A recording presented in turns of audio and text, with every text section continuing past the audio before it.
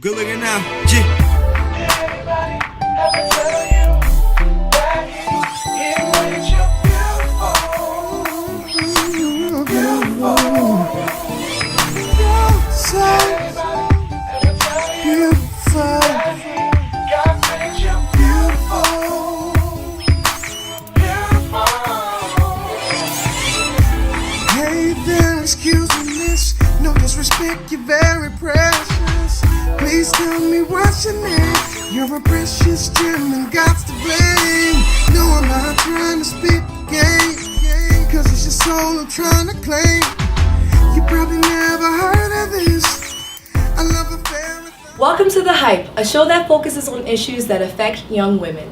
This show is an extension of the Philadelphia SIHLE project, which is a healthy lifestyles workshop for Black girls ages 14 to 18. Our workshops focus on healthy relationships, personal communication, gender and ethnic pride, and HIV/STD prevention education. We'll have more info about our workshops at the end of our program.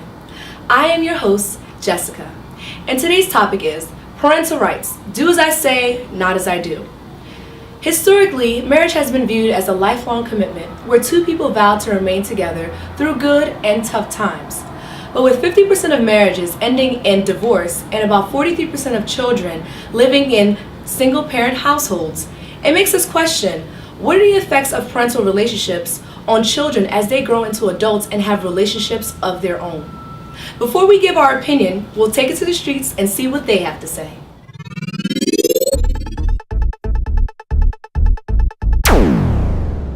I would say yes, because you see what they're going through growing up. So the way they handle relationships or situations, you're going to handle them in the same way because it's what you were brought up with, what you know. My parents struggled a lot when I was younger, so as I got older, trust was always my issue, seeing them go through their trust issues. But you know, other situations in life also bring you to understand that they're not the only two people that are going to make you who you are. You're going to see situations from every angle, but when you're growing up, they're the first things you do see, so they are going to impact you. So yes, I would agree with that. Honestly, I think no, because I feel as though, and it's from experiencing my parents' relationship and how everything went between them, I wouldn't want it to be that way with me today. With my relationship, or a relationship I had been in, or a relationship that I'm in now, I wouldn't want it to be the same way as my parents' relationship. As for me, I pick no too, because I don't pay what they're doing into my life. That's their own thing, and I want to do my own thing. So I wouldn't want to jeopardize my relationship because I'm basing it on theirs. Right. Yeah, I think definitely my mom has really maintained a really strong relationship with some of her high school and college friends, and I think that's really made me realize how important it is to keep in touch with my high school and college friends. And I think just like maintaining those relationships and staying in touch is really important, and my mom has really influenced me in that way, I think. All right, and I think that seeing my parents together, they have more than a marriage. They really do have a friendship, and that's made me kind of realize that when I find love, I also need to find friendship first. It taught me to be honest with my friends, honest with my loved ones, and really build that boundary before you kind of get romantically involved. Build that trust and love, and that's how it's gonna work out the best. Yeah, like my parents are best friends, and like, I don't know, it's just so great to see people that have been together for so long that are still so happy with each other, and they're just like themselves completely.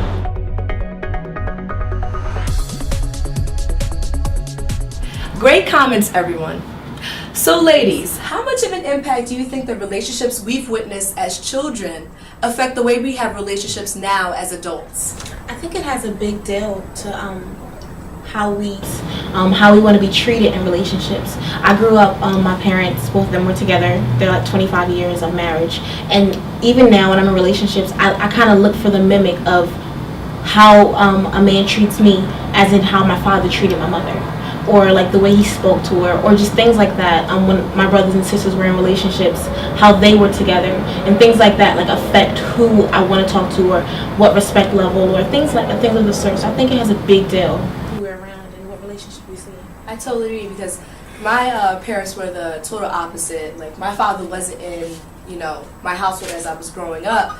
And, when I was looking for someone to be in a relationship with, or not really looking, but when it got to that point, I was really looking down the list, mentally down the list as, I want him to be everything my father is not. So, I need him to be loyal. I need him to, value family. I need him to do this. I need him to do that. Yeah. But the way I came up with that list is by just looking at how I didn't want my family to end up the way, my mother and father were together. And I think that's a big thing. Like, I grew up with both parents for the most part, but then they separated once I pretty much became a teenager. But my father is still in my life, and he still does things with me and my brother. They just live in two separate households. But then it comes to the point where it starts to kind of affect you, because it's almost like you have to play sides with your parents. Like, okay, am I going to stay with my dad this week, or am I going to stay with my mom? And just seeing like the different things that they went through when I was younger growing up, and the way that they kind of treated towards each other, and how everything was like so happy as when I was a kid. Like, they were happy, and we did so many things as a family, and then all of a sudden things changed. And as a kid, you don't really know what happens within their relationships. You just kind of hear maybe the aftermath or them arguing or something like that, but you don't really understand what happens. So then you try to figure out, like, okay, so who's to blame for this stuff? So I think that, as I was growing up, I did the same thing you did, Jessica. Just, seeing different things of how my mom handled situations and how my dad handled situations, and learning from it and saying, okay, when this happens, I want to make sure I don't react this way, because, this could possibly be the end result. So I think, growing up and seeing certain things, you either want to mimic some of the good things, and you kind of want to stray away from things that you feel may have a negative impact, on your relationship. So, I mean, how much information do you think parents should share with their children regarding, like, their relationship? Because I don't feel like children should be totally in the dark, but at the same time, I don't think they should be all up in the business either. Well, you should tell them some things, because like I said, I never really knew why my parents separated. I never knew why they really argued much. And sometimes parents have the tendency of letting you know things so you can choose sides. So like, oh, your father this and your father that, but they never really tell you the whole story. So it makes you lean either to one side, thinking that one parent was the victim and the other parent was the issue, or it makes you just, come to the wrong conclusion. So I think that parents should really sit down and say, okay, this is why this is happening, and this is what's going on, so you're not totally in the dark, so you're not left to make the assumptions on your own, and use it as a teaching mechanism. My mom sat down with me and said, just because me and your father don't live in the same house anymore, that doesn't mean that we don't love you equally. That doesn't mean that we won't be there for you, but our relationship didn't work out. But that doesn't mean that you won't have a relationship with us both. Right. So she used it as a time to teach me, this is what happens sometimes in relationships. And like I said, it helped me as an adult to, just kind of figure out what things to stray away from and what things to notice in my partner, when I'm looking for someone to, date, or, even when I was looking for my husband, like, just figuring out what things are good in a relationship and what things I noticed in my parents' relationship that I wanted to stay away from. So I think it's good for parents to share certain things. Yeah, I think I agree with you. I think it's important because I don't think it's right when parents make the other person look bad, or, they're always, because parents are very impressionable on children as they grow up, because they're the first people that you have interactions with. Right. So if you're always saying, if a mother's always saying, well, don't trust men are bad, men are this, men are that, you're really going to grow up thinking that way, and that's really going to affect the way you have a relationship with someone when you get older, and vice versa. If your father's telling you this. So I think it's really important that parents take into consideration that what they say, what they do does have an effect on the child as they grow up into adults too. Right. Yeah. I agree. I think it's definitely important for parents to speak to their children about situations, but I also think that it's important to do and to act more than they're speaking. So you can tell me something 1,000 times, or you can explain something to me 1,000 times, and you say, like Erica said, our parents live in two different households, doesn't mean that we don't love you the same. You can tell me that and I'll understand it, and it's a good preliminary measure, but also make sure that you're showing it and doing it, because kids can see it. Kids can see right through that. Like, yeah, you said that, but what's really going on? Yeah. So I think actions are really important. Definitely. Thank you, ladies. So now we'll get a check with health and wellness with Erica Lynn.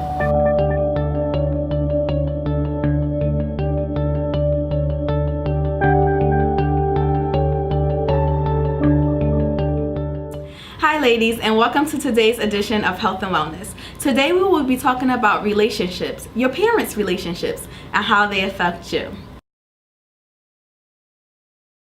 Hi, I'm Dr. Marquita Williams. I am the CEO of Germantown Psychological Associates, and that is a private practice counseling group. We provide therapy and counseling services to individuals, families, schools, and organizations throughout the tri-state area.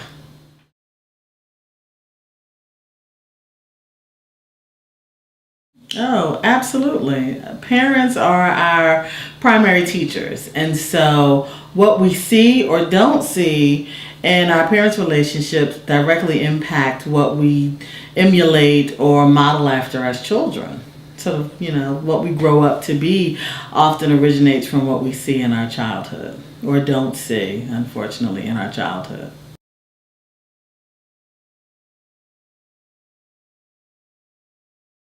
Classic scenarios. As I was saying earlier, parents are our primary teachers. And so when you see your parents openly communicating, getting along with one another, being openly affectionate, we learn that that's a healthy relationship. It's okay to communicate. It's okay to be angry. It's okay to ask questions when you don't understand.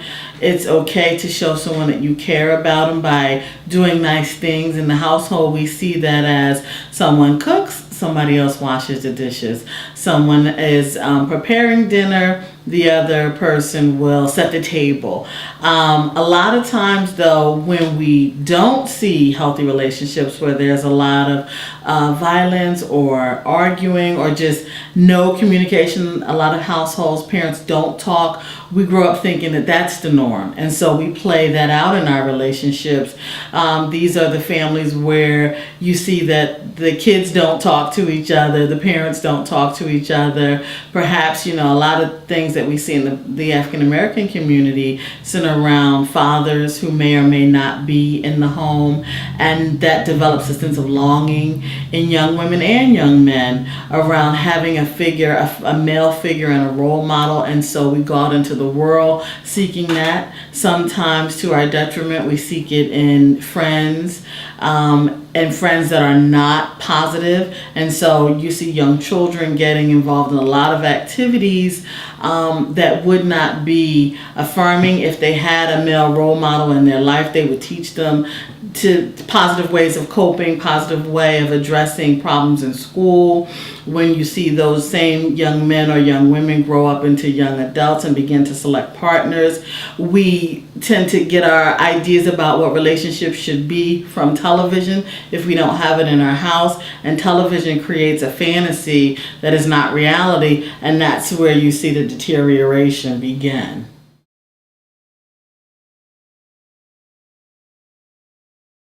As parents, we have to be very, very conscious of how we treat our partners. If we're married, if you're in a relationship that hasn't led to marriage, or even if you're separated romantically from that other person, but you have children to raise, because the children are watching, you always want to make sure that you're treating that person in a way that's respectful, that teaches the children to be accountable, that teaches them how to have healthy communication and simply how to get along with the person next to you. Even if there have been some things that have happened in a relationship that, unfortunately has separated the relationship, the children have to be primary. And that thought about what it is that the children see, knowing that what they see they will emulate, has to be in the forefront of every parent's mind when you're dealing with a partner, even a current partner or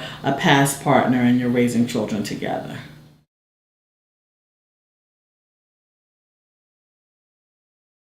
Well, it's difficult because the first thing I would say is you have to be able to tell your parents, number one, how their behavior is impacting you. And the reason why I say it's difficult, because if that teenager hasn't been brought up in a house that values communication, they started a deficit right there, because the likelihood of them being able to say, hey mom, hey dad, this is impacting me in this way may be slim. So find some way to communicate, whether it is writing a letter or having a conversation. Let your parent know the impact of their behavior. 2, let them know what you'd like to see. Maybe, out of the mouth of babes come some of the greatest suggestions and ideas that sometimes I've ever heard. And so sometimes teens can say, listen, I know that we're not going to be the family that we once were, or maybe we've never been that family, but it would be nice if once a month we could have dinner together, or once a month we could have an outing together, or once a month we could simply sit and talk together for 15 minutes. Figure out what it is that you'd like to see, and then be able to tell them that. Another thing that is helpful is helping your parents understand how their relationship is shaping your relationship decisions. Some of the things that you're experiencing as a teenager. People often think that teenagers don't have boyfriends and girlfriends or serious relationships. We tend to think a child should stay in a child place culturally. But these days, children are having relationships very early. And by the time you get to be a teenager, those relationships are very serious. And so all of the pitfalls and all of the traps and all of the things that you're finding yourself in, it's very helpful if you can talk to a parent about some of the circumstances that you're finding yourself in, and talking to them about things that you've seen them navigate through or have difficulty with, because that creates an awareness in a parent, again, to say, hey, somebody else is watching, somebody else is listening, and so I have to be accountable in a different way. So the next time your parents say, don't worry about it, it has nothing to do with you, let them know it does, and we can work through this together. That's it today for our edition of Health and Wellness. Have a great day.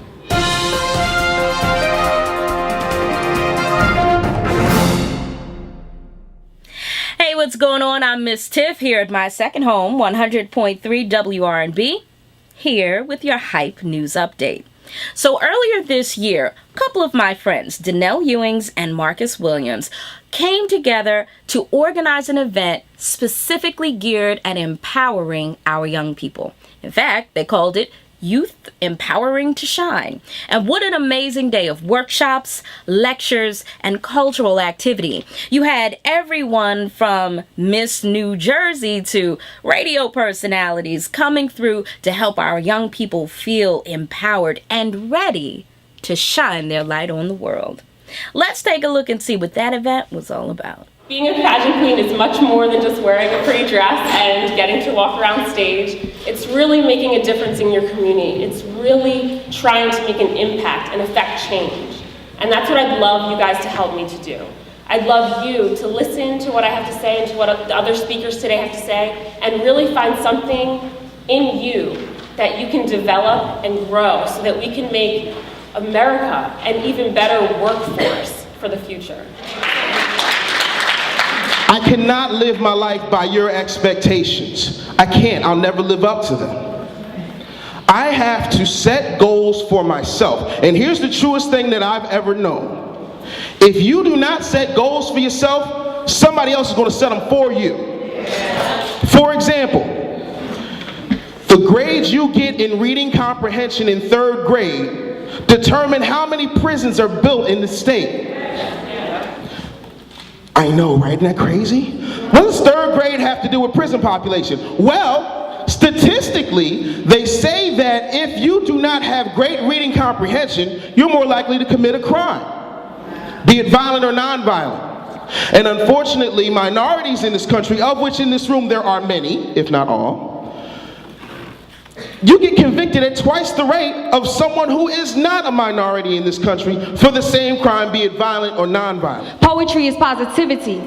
So why can't we make unity? I make unity with my positive poetry. I make unity with my positive poetry. I make unity with my positive poetry. See, I grew up in the ghetto and still didn't let that define me, because I made positive poetry that helped me escape reality, look past the negativity of those in memory walls, and was destined for success, so I couldn't fall. Didn't let the fact that people didn't think I was black upset me. How can they tell me what I can and cannot be? You see, I've seen lost souls get caught up in the maze of society's evil ways, falling to drug and alcohol abuse, and young men who just wanted to get paid. I grew around all that and still wasn't fazed. I was so obsessed with being the best that my environment faded out of view. And in its place, I painted something new and beautiful. When the streets tempted me, I stood back and laughed. While my best friend was getting pregnant, I focused on math. It's kind of funny how two people from the same place can follow different paths. No longer liked being called an inner city youth. And when I confronted them about it, they shunned at the truth. Held my people down for centuries, but still I came back. And when I found that the door was locked, I realized that the window was cracked. My future depended on my want for success. And when I got sick of telling people off, I began to write when I was stressed. So I know that positivity man is poetry man, and poetry man is positivity man. So I make unity man in my community man. And some of you might not even know it. Why?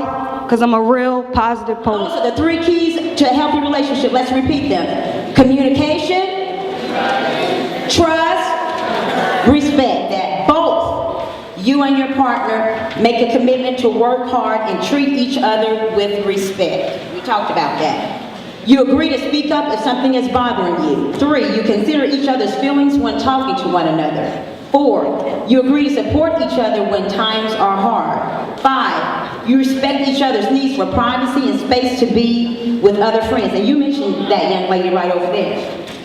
And moving on to part 2, you build each other's esteem. You have freedom to be yourself. If you don't have freedom to be who you are, you're in prison.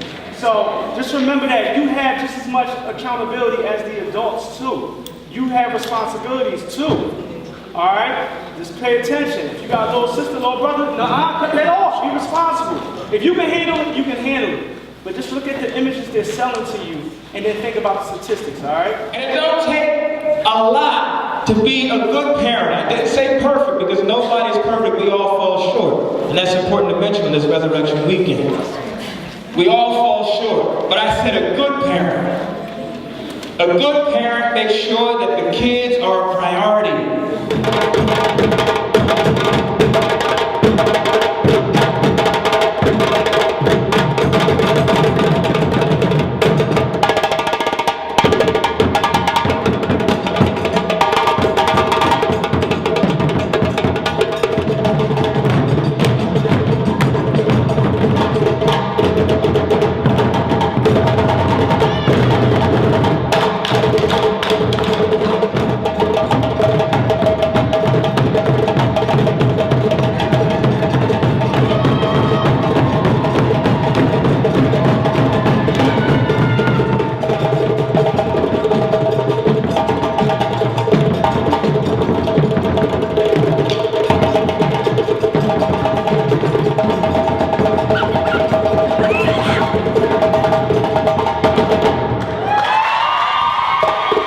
Now that was an awesome day.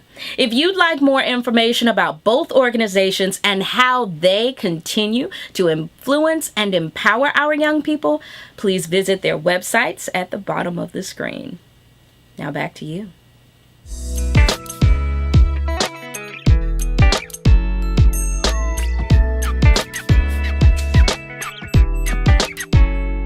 I'm Vanessa, and I'll be speaking to you about how relationships we witness affect our style. Whether we like to admit it or not, our parents have an effect on our fashion sense. Though we may not wear exactly what they wear, growing up, we gauge their sense of style and use it to create our own sense of fashion. But something that we may not realize is that the relationships that we witness growing up affect our ideas of body image. And fashion has everything to do with body image. For example, if we witness a relationship where a woman is being degraded about her weight because she's heavier, we may feel as though being heavier is not beautiful. Or if we ourselves gain a couple of pounds, we may feel as though we can't be fashionable, which is not true at all. Or if we realize that the only way that a female can get male attention is by wearing short or tight-fitted clothing, we may try to use those same tactics to get male attention. The same goes for the media. We gauge stars and how they're received and use their fashion to get our own personal fashion sense. But maybe it's time to take a minute and think about where we really get our personal sense of style. I've heard many elder people say, there's nothing new under the sun. And the same goes for fashion. We have personalized our looks, but it's all rooted from somewhere else.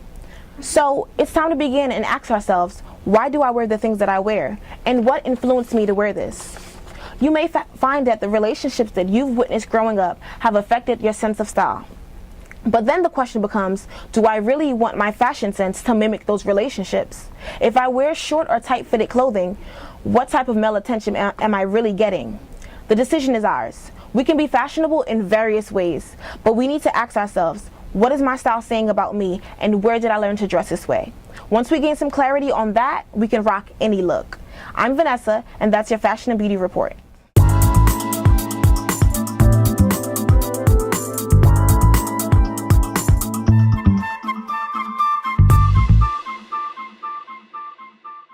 Before we go, let's check in with lifestyles and relationships.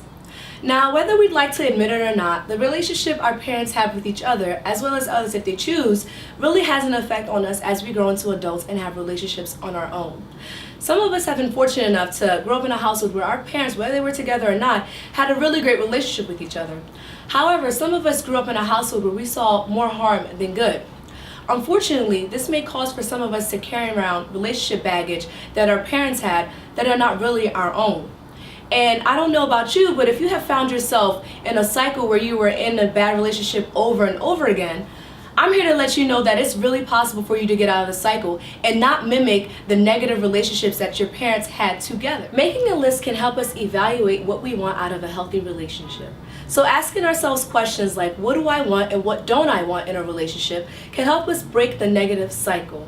So don't dwell on the past and think of what you could have done better. Decide today that you're going to do better and you're going to make the great relationship that you know you're capable of. That's it for our show today. We'll see you next time. Good looking now, Anybody ever tell you that he made you beautiful? Beautiful. So beautiful. God made you beautiful. Beautiful. Hey there, excuse me, miss. No disrespect, you're very precious. Please tell me what's your name. You're a precious gem and God's to blame. No, I'm not trying to spit the game, cause it's your soul I'm trying to claim. You probably never heard of this.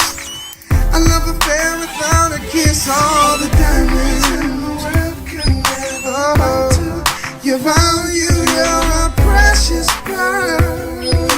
So has anybody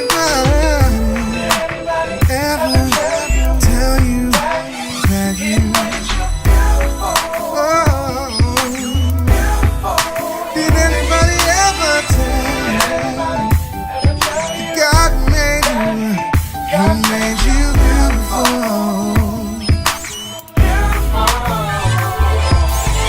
What's up, beautiful? Look at your style, beautiful smile, beautiful essence. You a beautiful child. I mean, a grown woman, you're grown woman. You in the wrong zone, but it's on when he make you his own. Daddy